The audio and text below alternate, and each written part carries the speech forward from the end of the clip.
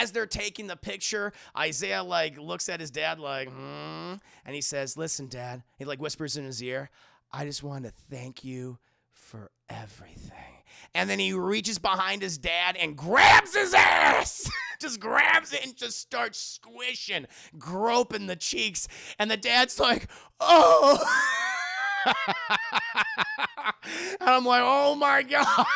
I will say, this actor, this is his fucking face from most of this fucking movie, chat. He's like, someone help me, please.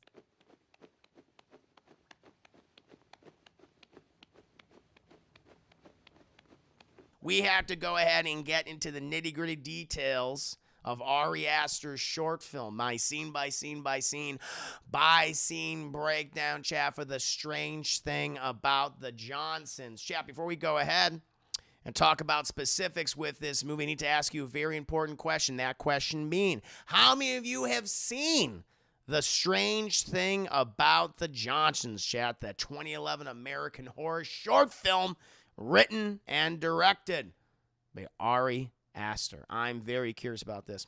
So I've seen Double Toast review, and close of it, I know Corey Coleman's in it. He is. I mean, here he is, chat. Made his acting debut. They grayed his hair a little bit, but that's fucking Corey. Jesus Christ. I was like, I can't unsee it either. He does look like him. Yeah. Oh, my God. Christopher, yep, DT turned me on to it. Tyler Wade, I can't unsee it. Divine Miscalling at least 20 times. Wow. John Elfman, I have not, but I've heard about it from the community. Slayer says haven't seen it. We got a good group. We got a good mix here, Chad. We got a good mix here. I have thanks, Corey. Yeah, I think Corey turned a lot. I mean, Double Toast in general turned a lot of people onto this film. Brought it back into prominence like several years ago, like 5 or 6 or so years ago when they talked about this movie.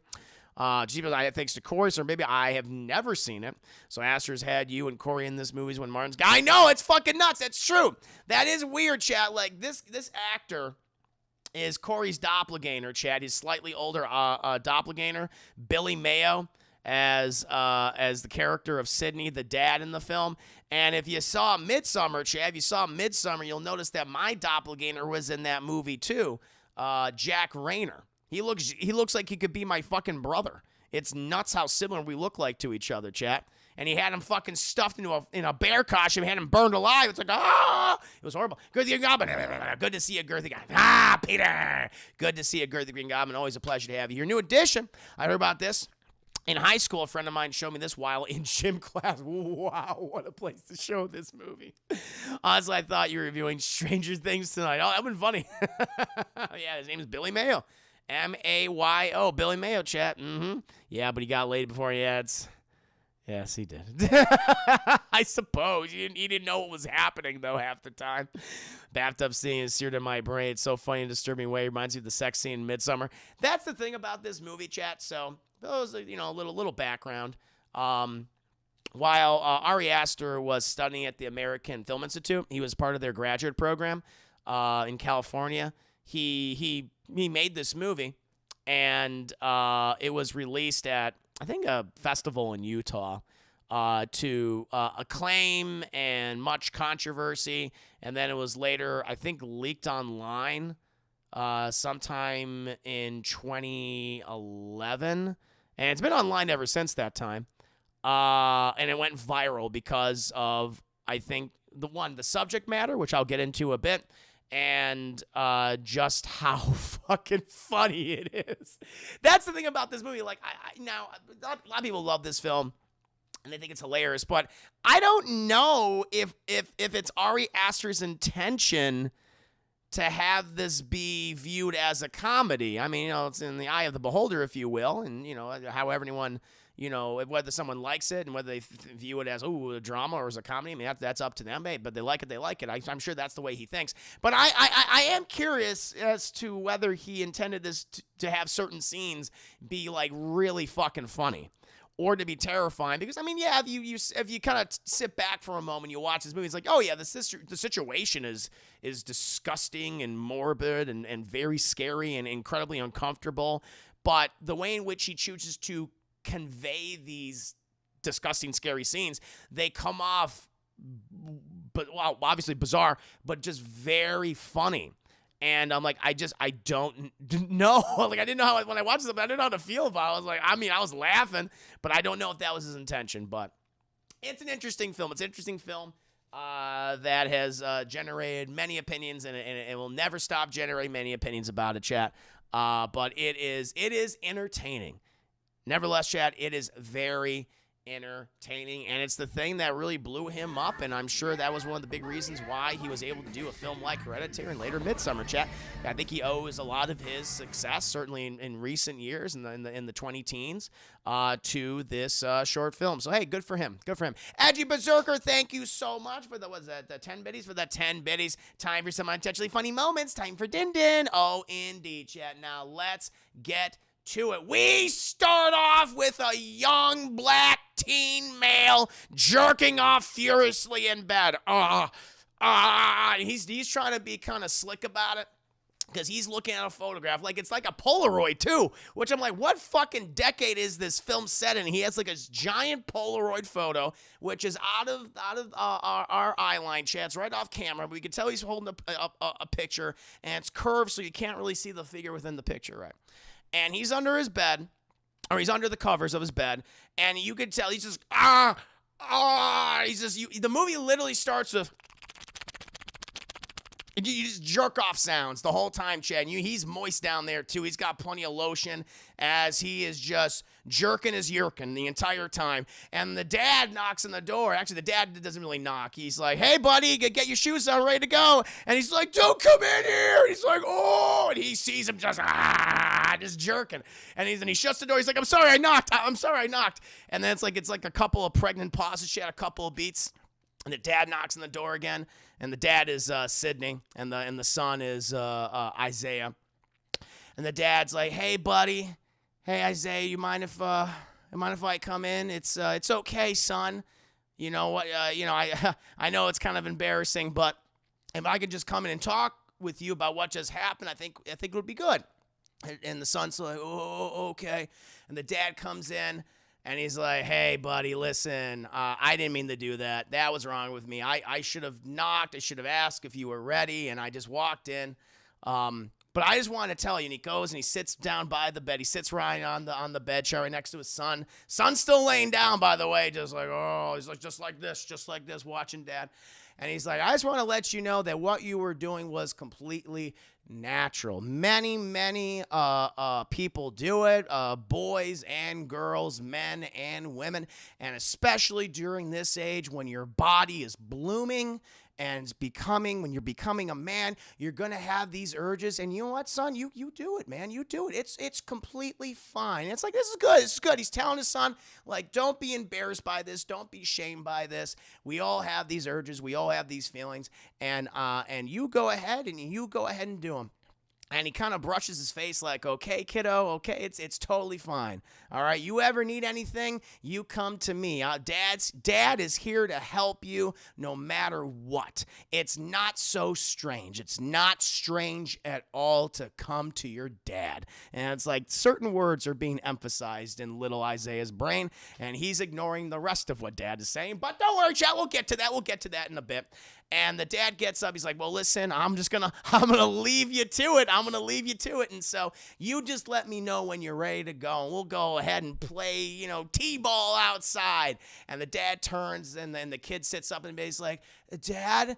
And the dad turns around. He's like, yes, son. He's like, I just want to tell you that I love you. And he's like, oh, I love you too, son. I love you too. And he shuts the door. He walks out and he shuts the door, chat. We cut back to little Isaiah, and he's sitting there for a beat. And he finally just lays back down onto his bed, chat. And he has the picture still clenched in his hand. And he finally unfurls his fingers, chat. And we see the picture.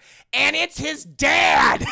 It's his dad in the picture, slightly younger, completely like he's in some fucking, swim trunks, just like with a surfboard and going, but he was jerking off to a picture of his dad. 10 years later. It's like, oh no. Actually, it's not 10 years later. But we then cut to picture day, chat. We get a family picture, and we have the dad. We got Sydney, chat. We got the mom, Joan.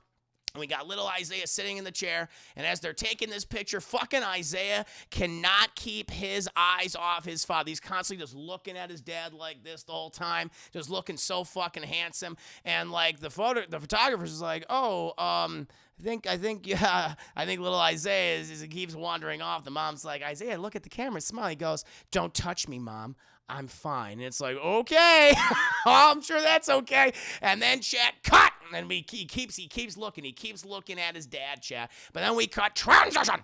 10 years later, it is now Isaiah's wedding day. He's getting married to this beautiful woman, chat. Oh my God, she's got a beautiful family too. And both families, they're together, and for the picture, it's great.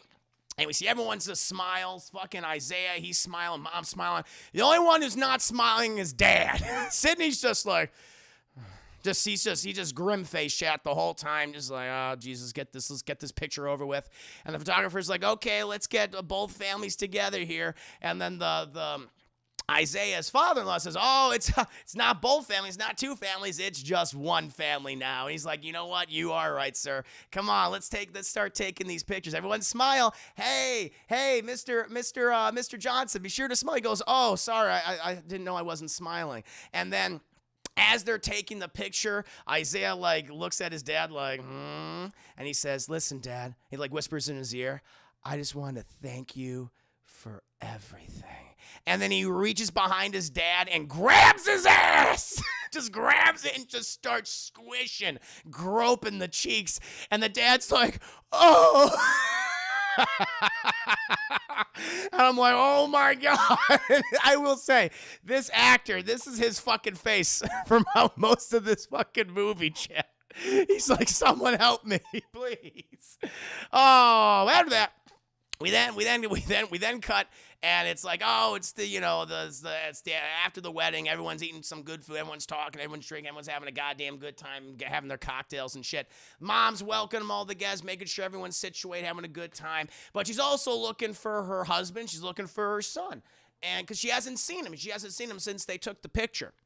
And she keeps looking around. It's like, oh, it's good to see you. Oh, nice to see you too, honey. Oh, the dress is beautiful. You look incredible in that suit, and I love that haircut you got. But then she notices they have this like little kind of like backyard area where they keep like kind of like a shed. It's kind of like an outdoor shed almost, with all their gardening tools and things, maybe like a little garden. And she hears this, yeah, give it to me. And then she's like, oh, and then she looks at the door. There's a little hole in the door, chat. And this plank wooden door, she goes in there, and she just sees her husband, Sidney, just standing there, just 1,000-yard, just stare, chat, looking at everything and nothing. And the sun is just ripping off I have never seen anyone rip off a guy's pants before, chat, as violently as Isaiah did, because he just takes the belt off. He's like, stupid belts. I just want your seed, Dad. I just want your seed. And he rips off the belt, chat, just pulls down the pants, and pulls down and just starts sucking. Just starts giving his dad the most violent, just blowjob you've ever seen. And the dad's like, and the mom's like, oh. She looks away and she's like, and then she's like, she's like trying to psych herself up, She's like getting her eyes, the tears out of her eyes and stuff, chat. And she's like, oh, everything's fine. It's a beautiful day. And she just walks away. It's like, what? No, help your husband. Like, no, just fucking ignoring it. Just ignoring it, chat.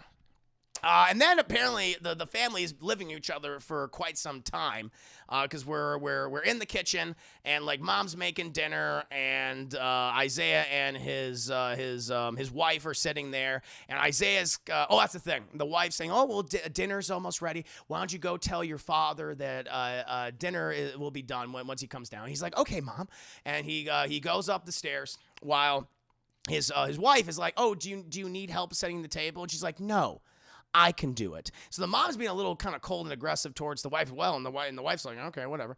Eventually, we cut to the dad, and we learn that the dad is an author. He's a poet, and he's published several books as well.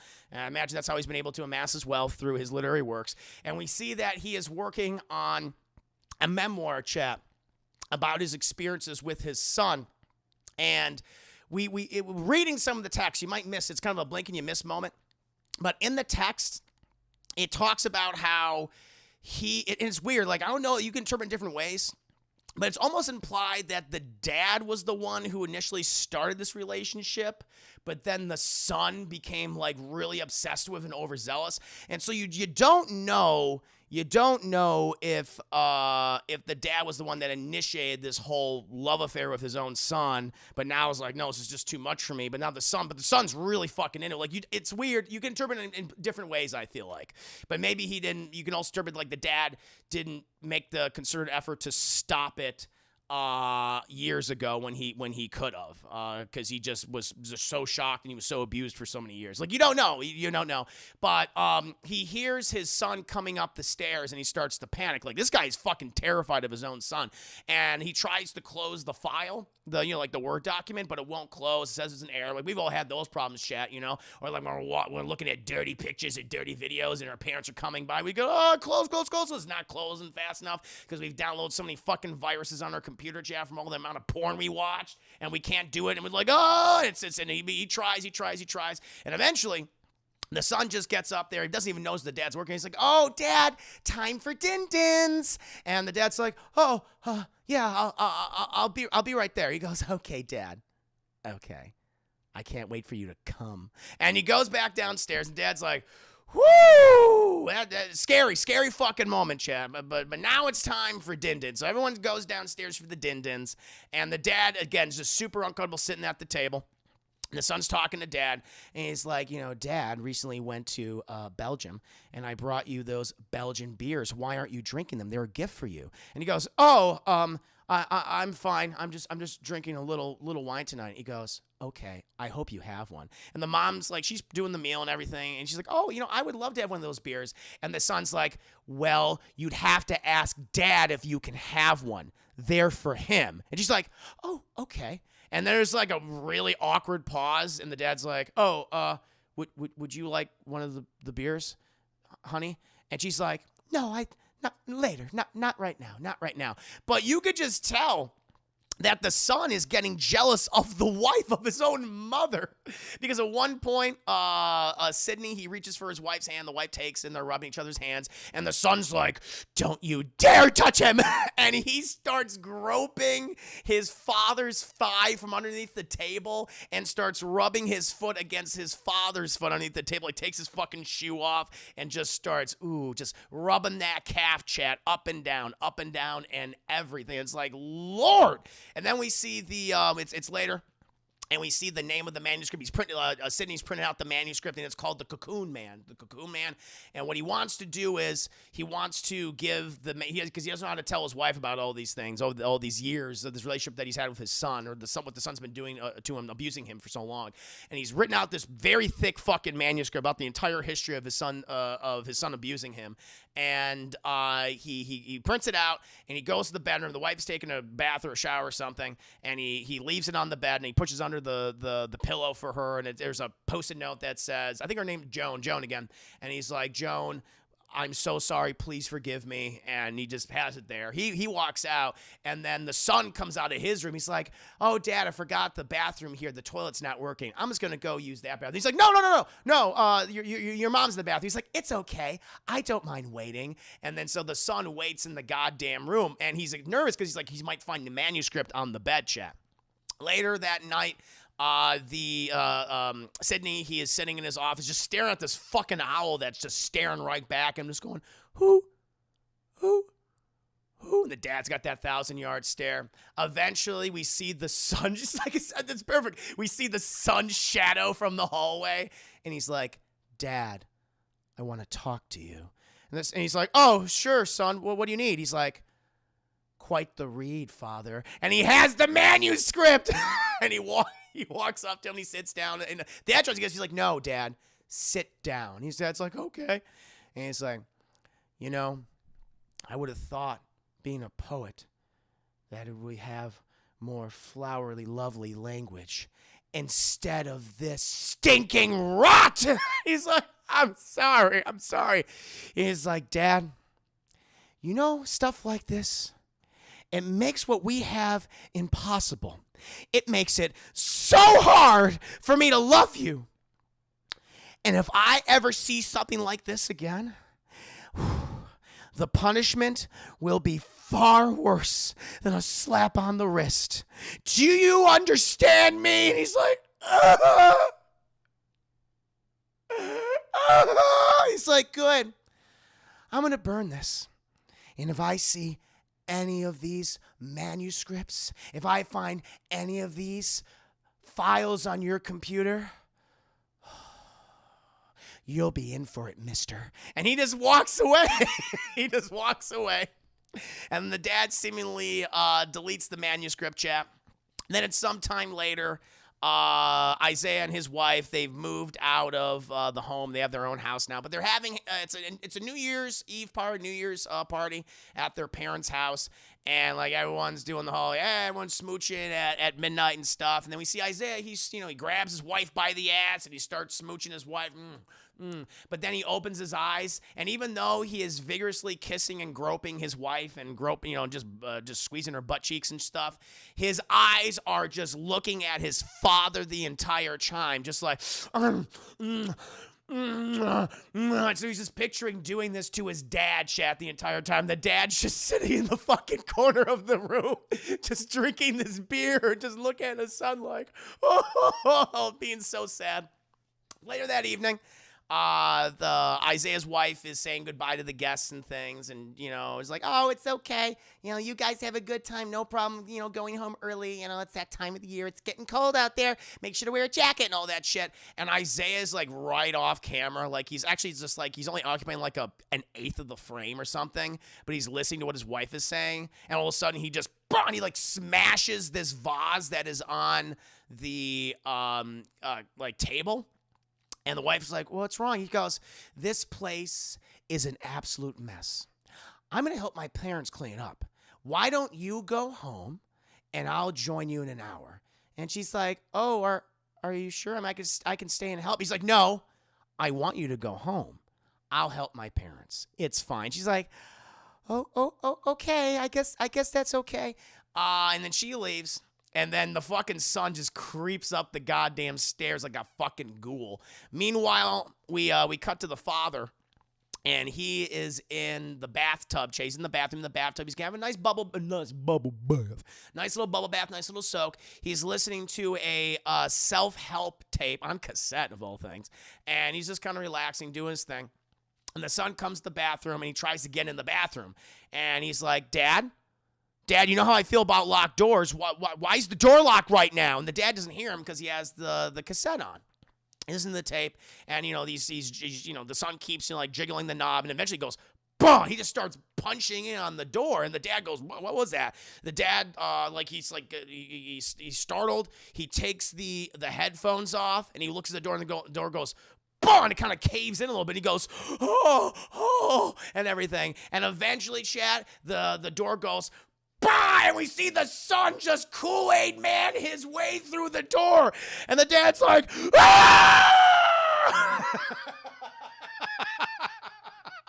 As he just comes right in through. And we just hear him go, no! And then we cut to the wife. We cut to the poor wife who's like watching some Grey's Anatomy show, chat. And you just hear the son raping the dad. He's like, no. It's like, you should have kept the door closed, Dad. It's what you deserve. He's like, no. And, the wife she's crying. She increases the volume on Grey's Anatomy. And he's just watching this. And she's just literally hearing Chad trying to muffle the sounds of her husband being raped. Eventually, we cut back to the bathroom, and the son was just so horny. He just fucked his dad, with all of his clothes on. He literally jumped into the tub, pulled down his pants, and just fucked his dad. He just did it. And he's getting out of the tub, and he's putting like his soaked clothes, like he's still his shirt and everything, shirt cock in a chair, pulls his drawers up, he pulls his pants up, and he's like, next time, Dad, make sure the door isn't locked, okay? And then he leaves, and the dad's just in the tub, just just crying. It's horrifying, chap. After that, we then cut and we see that no, that's it. So, we cut to Sydney and his wife, Joan. They're in bed, and he's just looking at her. And he wants to say something to her, but he's just so sad. And he doesn't want to wake her up. But we see that Joan has been awake the entire time. Her back is just turned. She's a stare. She's got that same 1,000-yard stare, too. It's later that morning, and the father did print out, Sydney did print out another manuscript of The Cocoon Man. And so he's going to be taking this manuscript to be published, and he's going to go outside. He's going to leave the house, chat. But then when he's going down the stairs, the son is still there. He stayed there the entire night. He goes, "Where are you going, Dad? Where are you going, Father?" He goes, "Oh, Jesus, I just want to go for a walk. Is that okay?" He goes, "Listen, Dad." And he notices he's about to like talk to him, like he's had this conversation many times before. And he goes, "Is that one of those manuscripts? Dad, I told you that if you didn't get rid of all of those, there would be consequences. It would be more than a slap on the wrist. And yes, I apologize for what I did last night. It was rougher than usual, I will agree. But I'm not a monster, Father. You made me this way. You made me how I am." Dad's like, "I didn't mean to. I'm sorry." And it's like, "And you reap what you sow, Father. You reap what you sow. Now pull down those goddamn pants. Let me fuck you up your asshole." And he's like, "No!" And he fucking runs out of the house. He runs out of the house like, "Oh, God. Oh, Jesus, God." And then he goes out to this. Like, it's so comic. It's so comical, Jay, because he runs out into the... He runs out in the street, and there's like this pedophile, like all white pedophile van just driving like maybe 10 miles an hour down this fucking, residential road. And the dad's like, "No!" As he's hit by the car. The son's like, "No!" We don't know who the driver is. But the son, he walks up, and I will say the actor who plays the son, Isaiah, he's like, "No!" Like he's losing the ability to walk. He's like, "No!" His fucking father's dead. Like he got hit by the car so hard, and his head hit the concrete so hard that his fucking brain just exploded out of his head. But the dad's dead. Dad's dead. And he's like, "No!" He's like holding his dad and everything. And then Daddy! He's like, "Daddy!" And then it's later, we cut, and they're having the wake, the funeral and wake, and the mom and the Joan and Isaiah and his wife are there. And Joan is just, she's just, completely just unemotional. She's just dead. She got that 1,000-yard stare again. She's looking at everyone. People are going up to her and saying, "My condolences." She's barely acknowledging them. She's like, she's just in a trance. It looks like she's in a trance. She had all this trauma. And, I forgot a great line too, right before the dad runs out of the house. He's like, "Dad, I've been loving you better than that cold bitch ever could. I fucked you like she could never fuck you before, Dad." I forgot about that mention there too. But then it's later, and she's just kind of sitting there, and eventually we cut, and we see the son has gone up to his father's office, and he like opens up the drawers where his dad's clothes are, like his sweaters, looking like Cosby sweaters and shit, and he starts wearing his dad's sweaters and like starts to like jerk off, like he's like, "Well, this is the best I can get now. I can just pretend to be my dad and jerk off." Then the mom comes in. He's like, "Oh, Mom, hi. Well. What are you doing here, Mom? Do you need any help?" And she goes, 10 years ago at prom, when your dad went to go pick you up, he was crying. Why?" And he's like, "Mom, why are you asking me this? He dropped you off at the house, and then he went upstairs, and he was in the bathroom all night. and he turned the sink on, he turned the shower on, but I could hear him.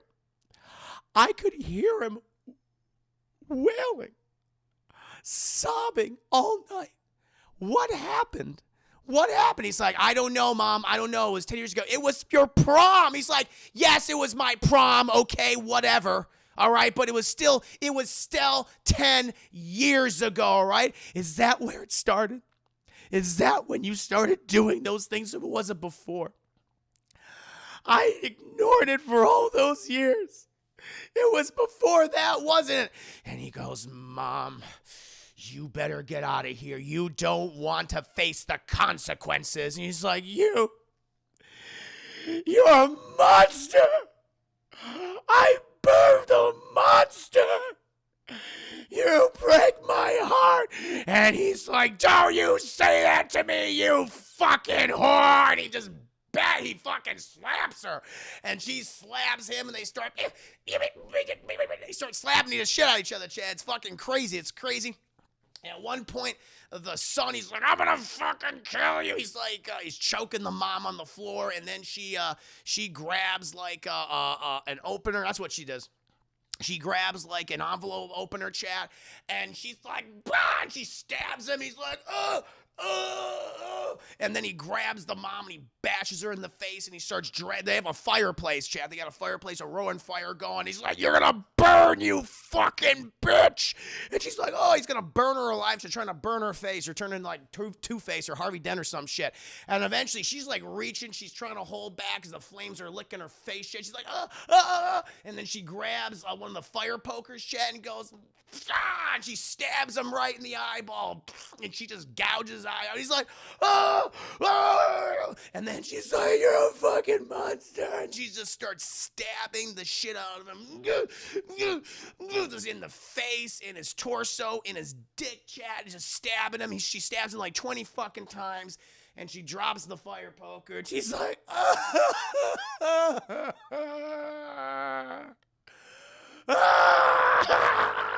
and then she takes the Cocoon Man manuscript and she burns it in the fireplace. She burns it, and the secret dies, Chad. It died with her husband, Sydney. It died with her son, Isaiah. And now it dies in the fire with the Cocoon Man. And that, my friends, is my scene by scene breakdown, chat, for the strange thing about the Johnsons. I hope you enjoyed it. Moral of the story: don't have kids. I suppose so. I feel like the point that Ari Aster's trying to make with this movie is that abuse, sexual abuse, physical abuse, can take many forms. It's not specifically one-sided. It's not just men. It's not just women. It's all sorts of people. And, we should be aware of that fact. I feel like that's his point he's trying to make with the movie. But the problem is it's so fucking funny. So I hated this one. I get it. No, people who hate this movie, I'm like, I get it. It is uncomfortable. It's kind of, it's in some cases, it feels like it's making a mockery of people who have been sexually harassed or sexually abused or sexually assaulted and raped and shit. And I get that. I get it. Like, this is, for me, I'm just like, this is just so goddamn funny. Like, again, chat, like literally when the son breaks in the bathroom like the fucking Kool-Aid man and assaults his dad, and the dad going, you can't help but laugh. You can't help but laugh. It's truly weird. There's nothing really like it out there. But I feel like that's the point Ari Aster's trying to make, is that abuse can take many forms, going to come from anybody. And we shouldn't just assume it comes from one specific group or one specific type of person. It can come from anywhere. I'm like, that's a good message. I just think it's lost in the minutia, the comedic and hilarious minutia of this movie, of this short film, if you will. I think it's worth watching. I would probably give it, I don't know, I give it like a low matinee. I give it like a low matinee or something like that. Shit, like you should watch this. I feel at least for a good laugh, and then maybe you can find a lot to appreciate. But I mean, it's shot well. It is shot well. I mean, it's 36p, at least the version I have on YouTube. I don't know if there's a better version. I didn't find anything that's even 720. 1080p, forget it. But it's shot well. It was intended to be. So it was intended to be funny. So yeah, maybe it was intended to be a comedy. I mean, it's hilarious, Jeff. Honestly, I hated this too. I'm telling you, oh no. Chris Harris, I generally wonder if Ari Aster's okay. I've seen him in interviews, and he seems like a perfectly upbeat and pleasant guy, maybe a little hipsterish. Oh, 100%. I can see that. But all these movies feel like he escaped from Arkham Asylum. This one especially. Oh, you're shot well. Goddamn right I am, Ace Rock. Body Rock, don't stop. Good to see you. But it's worth seeing. It's worth seeing. I think I probably like this more than Hereditary. I will say this. I had to rank the Ari Aster movies that I've seen. Midsummer's number one. Really enjoyed that film a lot. I thought they had a good narrative and good characters. I like the themes.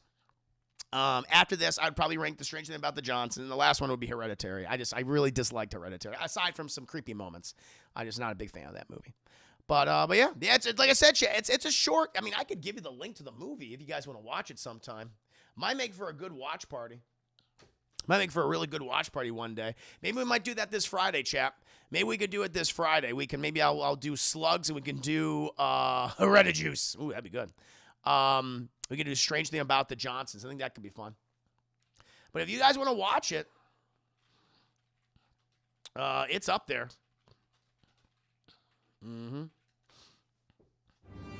Yeah, the full movie, chap. Is it a comedy? I love that the person who uploaded it, their whole thing is it a comedy? I don't know. I have no idea. But there's the link if you guys want to check it out. Go ahead and do so, chap. Dr. Don Wario. I'm Dr. Don Wario. I'm a medically trained professional. I'm here to treat you. Well, thank you, man. I just saw The Strange Thing about the Johnsons. Oh, Dr. Don Wario. Man, you should know me. It appears you have a severe case of updog. I'll get that checked out. I know what that is. I'll say it for you. What's up, dog? Ah, there you go. I've heard that joke before, Dr. Don Warrior. Where did you get your degree? That's what I want to know, chat. I remember hearing about this from Corey describing it in passing. Oh, no, it's hilarious. No, check out the DT review, chat. I highly recommend it. It's super, super fun. You mean you didn't like the kid having an asthmatic seizure when then getting her head ripped off? I was not a big fan of that, no. And just focusing on her severed head for like 5 minutes as it's surrounded by bugs and flies. I just was like, all right, that felt egregious. It just felt like I don't know. That movie just felt like really mean-spirited. I didn't really care for it. Some disturbing imagery in it, though. Well, I will say that. I came across this short movie as a teenager scrolling YouTube and didn't know what the fuck I just watched. Yeah, it's incredible. Like I recommend it. It's definitely one of the most interesting things on YouTube, chap. Ah, Dr. Don Wario. I see what you did there. Clown College. Must have been middle school. We learned that severed head surrounded by bugs is bad. It's true. It's true, chap. We're happy to have you here, Dr. Don Wario. I'm a big Wario fan. Win. I'm a big Wario fan. Pleasure to have you here. Just finished my review. I told you it was a short movie. It's a short movie. I would have done another Toon review. I would have done a Toon review today, but I was just doing errands, doing tech stuff and USPS stuff and a couple other things. But tomorrow I'll be doing some Toon reviews for that. So that should be a good time. But, my friends, I'm going to take a quick break. In the meantime, I'm going to show you one of my clip compilations.